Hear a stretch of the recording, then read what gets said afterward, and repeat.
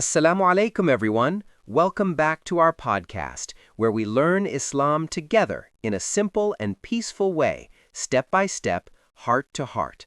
Wa alaikum assalam, everyone. We are very happy you joined us again today.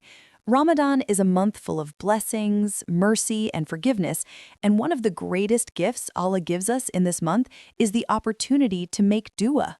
Yes, today we are talking about powerful du'as in Ramadan, because Ramadan is not only about fasting, it is also about speaking directly to Allah.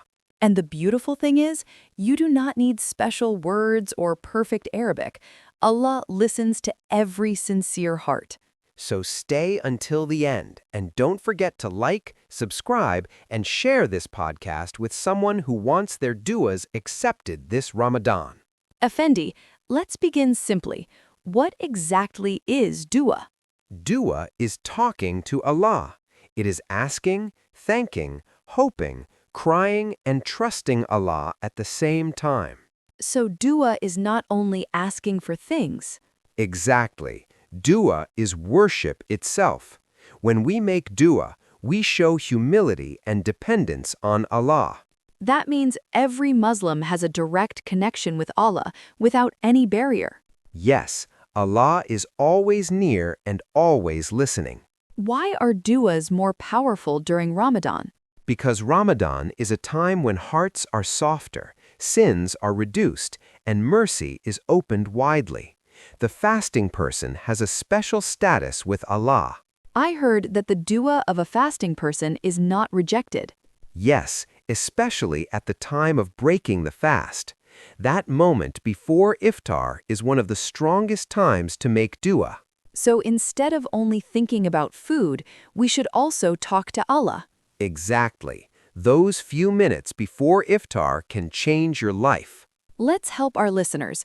When are the best times to make dua? Here are powerful moments.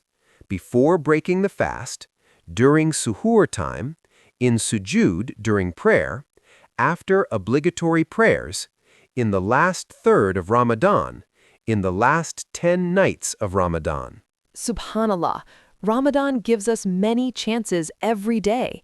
Yes, Allah opens many doors so nobody feels far from Him. Can you share some important duas everyone can learn? Of course. 1. Dua for forgiveness. Allahumma innaka afuwun tuhibbul afwa fa'fu anni. O Allah, you love to forgive, so forgive me. This is especially recommended during Laylatul Qadr. 2. Dua for good in this life and next. Rabbana atina fid dunya hasana, wa fil akhirati hasana, waqina adhaban nar. This dua covers everything we need. 3. Dua for guidance.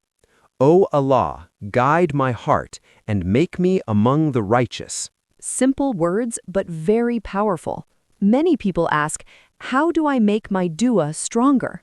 Here are simple steps. Begin by praising Allah.